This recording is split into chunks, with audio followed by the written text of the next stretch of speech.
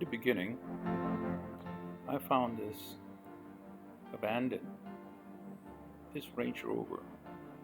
Hardly the owner had given it to some mechanic, a jungle mechanic, who put the engine out, thinking it was needing an overhaul, but then lost the engine.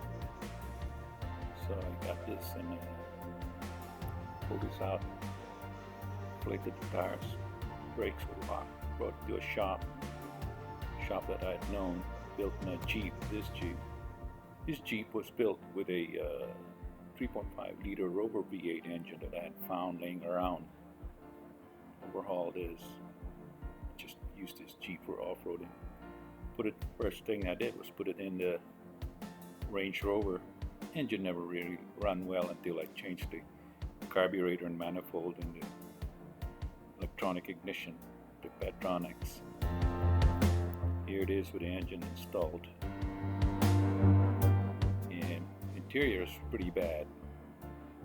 Not that bad, but the dash you can see has been collapsed. And there, some trash in there, cleaned it out.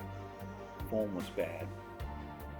So I eventually reupholstered that with a leather-like material, fixed the ceiling. There's some rusted panels on the sides, so we took that out, cleaned that inside. Cleaned dashboard I couldn't find, so I tried to build one, and it did a good job until I could find an original dash. So once it was done, all scraped down and all cleaned, I chose this color. And we were going to paint it up. We fixed all the dents. Here's the first sampling. Oh, that picture's not that good, but yep. And here it is, with the engine installed. Took it out, tried it out.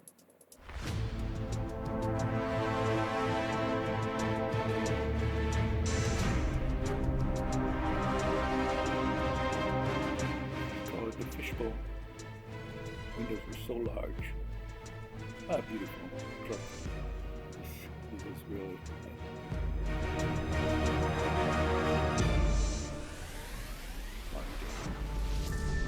It's a pity that this was taken with a lousy video camera. It was those old Sony HD supposedly cameras. Shot it with some mud terrain tires.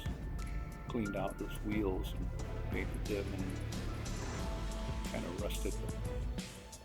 Oh, there, tubes in it.